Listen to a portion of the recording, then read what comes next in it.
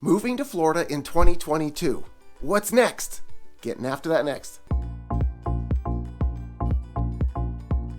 Hey everybody, my name's Craig Cunha. I'm a real estate agent here in Southwest Florida. If you're looking for a channel to tell you a little bit more about what it's like to live, play, eat, sleep, and buy real estate on the Gulf Coast, this is the channel for you. Go ahead and subscribe, hit the little bell to make sure you're notified every time.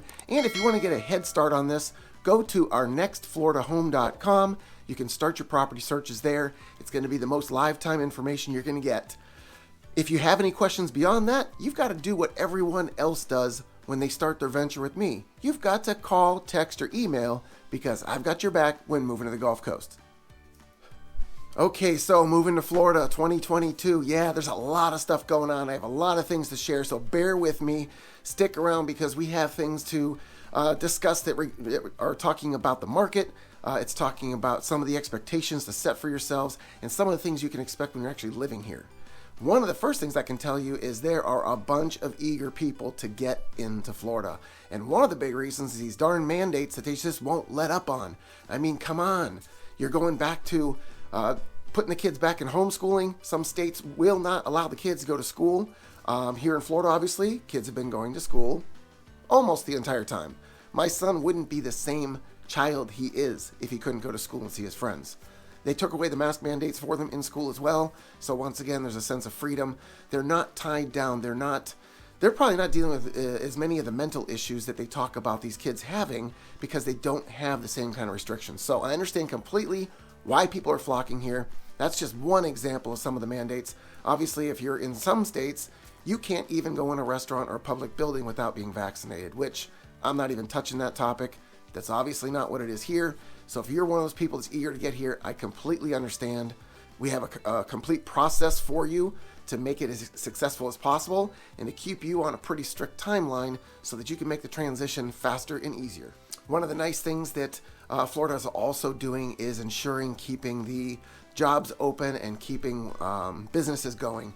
So we're not having a bunch of closures of businesses. In fact, Joe's Market, which is just up the road for me, it's taking on 450 to 500 new employees there. People are super excited. It's supposed to open here just in the next couple weeks, January 18th. It's a Tuesday.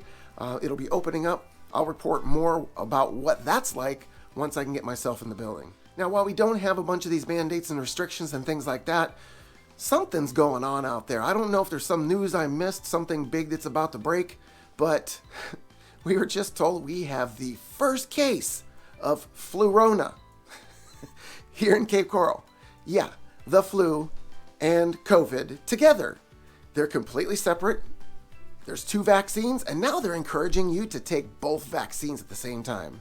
So if you don't want Flurona, go get some more shots. Now, if that's not bad enough, if you haven't heard yet, this has been thrown around all week. There's been a massive movement for people to get out of the jobs they're in, change their careers, do whatever they want to do to suit themselves. Heck, the government's paying for people to still stay home in many cases. So there's what they are calling the Great Resignation. Yeah, resignation. In November, 4.5 million people walked away from their jobs. That's not bad enough. 2021, 21 million, more than 21 million walked away from their jobs. Now, you want to know why we can't get any service? You want to know why everything is so slow? Do you want to know why I couldn't get an engine for my boat? Or you can't get the parts to build your house? This is part of the reason why. Nobody's there to work. Even the local contractors are telling me, hey man, finding good work, I can get the orders. I can even overpay to get the supplies, but who's going to put it together? We just don't have enough workers in the workforce to take care of these things. So if you thought that 2021 was rough, buckle up. We could be seeing a whole new shortage heading into 2022 if things continue this way. Now, a lot of people ask me, is it the right time to buy? And, there's a lot of challenges in the market right now. Absolutely can be very confusing as to what should I do. Well, in many cases, you're selling a home where you're coming from. So you're selling there high, you're buying here high. So it's really just an exchange. It's not really going to hurt you the way you think it would because you've also gotten a lot more money for your home. And one of the things that I remember being told when I was younger is you don't wait until all the lights turn green before you leave the house, do you? No, because everything's never going to be perfect. So if you are wanting to make the move to Florida, things are not going to get less expensive, and they're not going to be suddenly this huge supply. And we're going to talk about that in a minute, because all that talk about foreclosures and it's going to turn the market upside down, yeah, right. Not happening. Rates are said to start increasing this year, and they're talking about doing it multiple times. In fact, we had seen our first one already. The rates are at 3.22% this week, so that is an increase. It's the highest it's been in 20 months, so yeah, almost 2 years. But if you're still in the threes, that is a very, very good rate. So it's still a great spot to buy a home. It's still a great interest rate to help you carry that for 30 years affordably. But we don't know where those rates are going. We don't know how high they can go, and we don't know how fast they're going to get there. So once again, don't wait for all those lights to turn green. So I mentioned the foreclosures. I read an article that they said that the foreclosures are not coming. And the reason why, all the people that were starting to get themselves in trouble, the equity in their homes has built so fast and high enough that they could sell and get out from underneath it if they really had to.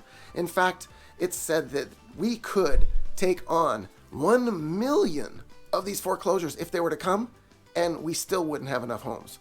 So that's to give you an idea. The demand is going to drive this market, and it's going to keep driving it. So it's not going to slow down anytime soon. And if you're somebody that needs to relocate, wants to relocate, is working remote, and wants to do it in Florida, let's get going. Clock's ticking. We have to get after this. We have to be assertive. We have to start looking for it now, because we don't know how long it's going to take to find your ideal Florida home. Now, one thing that people aren't putting into context is they want to come in and do new construction. And new construction is a whole nother animal from resales. But one thing about new construction that you may not be thinking about when we're talking about rate changes is build times can be anywhere from 4 to 6 months on the low side, and that's if the builder releases it after the trust stage. Or if you're doing a custom build, it can take you a year to a year and a half to have that done. If you're financing that, those rates could change numerous times by the time you go to close on that home. What's that going to do to your payment? There's a big question mark there. So you have to consider that when you're going into the new construction arena. Make sure that you speak to your lender and be very clear on what that could look like. Now, no lender's got a crystal ball to tell you exactly what it would be, but they should have a pretty good idea by watching the trends of what should or could happen, and see if it's still going to be affordable if you close in 8 months. Now, the construction boom here in Cape Coral has been pretty massive. From 2020 to 2021, the permits nearly doubled to 4,388 for a total value of about $260 million. And that's also taken into consideration the appreciation of homes in this area has been right around 12.8%. So values are going up, prices are going up, construction costs are going up, but these permits, they're not slowing down. They're pulling them as fast as they possibly can, and they're getting this stuff done. Now, there's a lot of delays that we're seeing here that we really can't do anything about it. FP&L, in some cases, hooking up power to a house can take months. There was one case where it took a year to have the power hooked up to a new construction home. Why? I have no idea. But I can tell you, I have a client in particular that she signed the paperwork to start new construction here in the area last April. She just got her permit this month. That's just to get started. Now they have to go through the whole process of building. I talked to one of my other contractors, and he told me that once a slab goes down, you're looking at about 8 months to finish that house. So there's a long process ahead of you if that's the route that you want to go. The other thing that you're going to be dealing with is this same contractor is telling me about the shortages and supplies and the pricing and how it's hurting them. And if these prices continue to jump around, they're going to have to pass this on to the consumer. In fact, I had a client, Nick, I'm so sorry, man. We had a strong offer in on a new construction house, put it in full price, lots of money down, fastest close that we possibly could with this guy. House wasn't started yet. And they're a builder that's done quite a few homes in the area. They pulled the listing the day they got our offer. They did not accept it. They said they have to raise their price in order to sell the home. Well, that was at the top end of our offerings. Didn't really want to go any higher than that, so lost a house because price changes. Now, one of the other delays that we have here is the surveys. So getting a permit, there's a whole process behind it, and one of them is having a survey.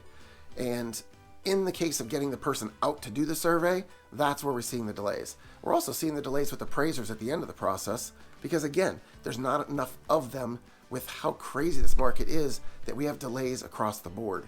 So if you are going to jump into this arena of new construction, just be aware that there are going to be delays. There are going to be things that will spring up that you wouldn't even know are there. I have another client. She's building a house, a golf access home. It's going to be a beautiful home in a great area, but there's a tree encroaching on her space from the neighbor. Well, who's going to pay for that? That tree has to be trimmed back, or they can't fly the trusses, as the contractor said. So another situation you can't control, it's going to cost at least a few $100s to have that tree trimmed back to be able to do the construction. You know what? It's another one of the unforeseens, but it's going to have to be taken care of by the home buyer. One of the other things you don't even think that could possibly happen is getting the materials for pool resurfacing. So even if you have a finished home that needs work done on it, that pool refinishing, if you want a certain color, you may not be able to get it. It could take you a year to have that done. And on top of that, a pool that used to be $45,000 is nearly $60,000 now. So if you're in that arena of people that are even considering buying a resale and saying, hey, I'll add a pool later, that might be a pretty long process for you as well. And lastly, last thing I'm going to say about this new construction thing, one of the things that we cannot control and will happen from time to time is people are taking advantage wherever they can. And supplies are being stolen off of the work sites. One of my contractor buddies, he had literally blocks stolen from the site, concrete blocks. So he had to reorder them in order to finish the job. That just can't happen, man. That's the kind of delays that you just don't foresee. You paid for material. It's sitting there. It's waiting. Oh, and let me hit that real quick. Some of these suppliers out there, they know there's such high demand that when you put an order in and you think you're going to pay that price, that may not be your last price. If there was another increase before that stuff was delivered to you, they're going to pass the increase on to you. And if you don't want to pay it, then they'll give the supplies to somebody else. Yeah, dog eat dog in the new construction world. Now, what this new market is doing, all this craziness to secure a home, is it's having people consider doing things that they would never do in the past. And one of the big ones that we see more and more is waiving contingencies. I had another client. We went in very, very, very strong on this offer. He was the one of the top bids in the multiple offer situation, and he lost to somebody willing to waive all of their contingencies. And when I say all, I mean inspection contingency waived, financing contingency waived, appraisal contingency waived. Man, you are leaving yourself hanging out there. It was only a couple year old home, but you don't know what's wrong with it. What if there was a foundation issue? What if there was something bigger and worse about that home that you didn't know because you didn't do the inspection? Hey, that's the chances that people are taking right now to secure a home. Many of the clients that I have are coming in and they're looking for investment properties. And yes, investments can do really good in this area, but you have to look at the type of property that you're considering as an investment. Multifamily and single family are completely different animals, especially if you're considering waterfront. Waterfront single family pool home is the absolute best. It's going to generate the most income. And if you're going to Airbnb, that pool is an absolute must. If you're going to do the Airbnb or VRBO short-term rentals, one thing your home has to have is a pool. So if you are needing that to be the case, as we just said, there's shortages with material. So you might want to consider securing the actual pool home and not adding it later if that was your goal. If you are looking at a multifamily situation, yeah, they're rentable. The rates are going to generally be a little bit less. People are looking for affordability when it comes to condos, unless you're offering some kind of a resort style living situation. Maybe you're right there on the beach. Maybe you're at a place called Cape Harbor that you just have shops and dining and everything right around you. Well, then you will reconsider in those cases. Now, once again, I had clients this week that were running around town checking out all the areas that they were considering. And do you know how many came back and told me to scratch an area off their list after they drove it? All of them. That's why it's so important to get out there and drive these neighborhoods. You've got to feel them. You've got to see them. I've had some clients literally turn down the street and they're like, no, done, not going to be here. That's just what it is. The house can be absolutely beautiful, but that neighborhood, you can't change it. There's nothing you can do to change it.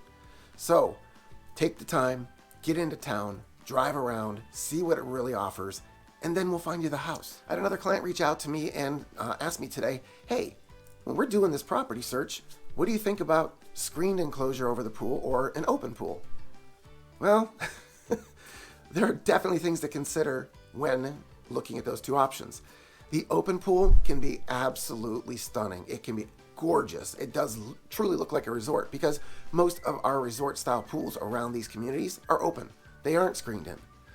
But the one thing you're going to miss out on as an owner is you'll need to have a large fence, at least 4 feet. Most people go 6 feet to surround the property if it's an open pool because it's a child safety thing. You have to have a way to keep them away from the pool. That's number one. The other thing you're going to be losing without a cage is cleanliness. The trees are going to be blowing stuff in, and you see some of the winds that we get here. You've seen some of those videos. It can get pretty bad sometimes, so imagine what's getting blown into your pool. On top of that, if you heard it before, if you didn't hear it before, I'm going to tell you now, there's a UV protection built into these screens. So if you're outside around the pool, you're not going to be baked like you would be if you were in an open pool. The other thing I forgot to tell this client about, my neighbor. He's got an open pool, and it's gorgeous. In the middle of last summer, he had to go get a pool chiller to put on his pool because the water was 94 degrees. You're not going to swim in a 94-degree pool. So he had to get this chiller for the pool. Now it also heats for the wintertime, but I found it kind of ironic that he had to have this thing running to actually cool the water off. So that's another negative for having no screen enclosure. And lastly, it's Florida. You've heard it 100 times. There's lots of bugs and critters. That's what a screen's good for too. Keeps all that stuff out. So if you want to enjoy the pool in the evening hours when some of those critters start coming out, you're going to want that screened enclosure. Now I had somebody else ask me this week, hey, where can I go if I want to find a driving range in a public course? Well, we have a number of them here. Obviously we have so many golf courses. Many of them are private. But as far as public goes, Cape Coral has a few I can think off the top of my head. If you just go into Google and pull up a list of these driving ranges, you'll be able to do that in many locations locally, if that's your thing. Plus, you might have heard, Top Golf is now here. So if you want more of a game style, surrounded by a place that you can also stuff your face, maybe have a couple drinks, Top Golf is your place. Now, one thing we're finding about these golf courses as year-round residents is we are getting very impatient about being able to golf during season. When you go during the summertime, you can get around in about 2 hours for an executive course for 2 people. Doing it now, in season, and all the waiting, you'd be lucky to get around the first 9 in 2 hours. So that's not for us. We're thinking of kind of taking a hiatus from golfing until things clear up a little bit, but that's what to expect if you're coming to golf in Florida during season. Now, one thing I noticed this week, I was down at the beach. We're having dinner at a private location that I don't really want to disclose and have everybody flood to, but you'll see the beautiful pictures here. And when you're taking photos with a sunset, yes, I know you want to be seen with the sun behind you, right? But the one thing you're not realizing is you become a dark silhouette. Most people are using their cell phones. They're not using refined cameras that can change all the exposures and everything. So here you are, this dark blob standing in front of a beautiful image. I mean, the sunsets are gorgeous, and we get sunsets everywhere here. You get them downtown on the river. You get them down at the Intercoastal. You get them at the Sanibel Causeway. You get them down at the beach. They're everywhere. So if you want to take pictures, here's a tip for you. Let the sun come down. When it starts to hit the horizon and even halfway down, the intensity and glare has been reduced. So now you could probably get a much better picture, and we can tell who you are standing in front of that sunset. Now in Cape Coral, we have something unique that you may have heard of before. Cape Coral Rocks. So this was something that was started, I don't know how long ago, but it was a way for people to express their artistic creativity and also take part in a scavenger hunt. So when you're out and about in Cape Coral, you may happen upon a rock that's been painted in any kind of theme. Can be almost anything. So what they say about these rocks is they want you to go on their Facebook page, Cape Coral Rocks, and report the rock that you found, maybe even take a picture and post it. And you can either re-hide it for the next person, or maybe take one you painted yourself and replace it. If you like the rock enough, keep it. Maybe you'll put it somewhere else later. But that's one of the unique artistic creativity things that we have going on here in Cape Coral. So go to the Cape Coral Rocks Facebook page to check out more about this fun activity that we have taking place here in the area. You may not have heard, but just a few days ago, there was snow in Pensacola, Florida. Yeah, snow. Real flurries. Now, that's not happening here. That's why I live here. Southwest Florida, South Florida. We're just too warm for that to happen here. But this is what I was saying before about climate changes, especially in the wintertime. Temperatures up north Florida are going to be much colder than they are down south. So keep that in mind, because the only thing we're measuring here is how much sunshine we're getting. The other thing you might see a bunch of on Facebook, and you might be getting tired of it at this point, is the memes. Like the one about the icy roads in Florida. We have a different kind of icy road than you do. Another thing we don't have here is a car inspection. So if you come from a state where you're used to having to take the car every year to get inspected to make sure it's roadworthy, or you have to do emissions tests and take that time and spend that money to do it, we don't do it here in Florida. And surprisingly enough, the vehicles are nice enough for the road. So if you are concerned about that expense, that's another one that we don't have here in Florida. Something I came across this week that was really important because somebody was trying to be a joker about this, and this is not a joke. If you see a lot of standing rain in an area and you see this black or dark brown pile floating on it, don't touch it, don't get near it. This is literally an island of fire ants' dead bodies that all the live ones travel on when their nest gets flooded out. So if you go touching this thing, they will instantly attack you. And you do not want to get bit by a fire ant. It doesn't feel good, you blister, and if you're allergic to it, I don't even know what to tell you will happen then. But again, just avoid these piles if you see them, and tell other people that are with you to stay away. Now, homes here in Florida, one of the things that we have a bunch of is rain, obviously, and if you don't notice, on these homes, most of them don't come with gutters all the way around. I don't know why, because there's a very practical reason to have them. It took me 2.5 years to finally get this done, but I started noticing the erosion around the base of my house. I could start to even see some of the broken concrete from construction that was starting to show through the ground because of the washout. So I called the company to come out and do the gutters. Hey, I got a great quote. Kid told me he'd have it done no problem. Didn't see him for a couple months. Finally, found somebody else the other day at Florida Gutters. They were here within a week, gave me a better price than the first guy, and had this thing done in about an hour, hour and a half's time. Absolutely wonderful company, Florida Gutters. If you need it done for your house, check them out. All right, so that's a little bit more about moving to Florida in 2022. That's a little bit of what you can expect. There's a lot more to come. And if you have more questions about the area, check out one of these other videos. And if you have a specific question you need an answer to, you've got to call, text, or email, because I've got your back when moving to the Gulf Coast.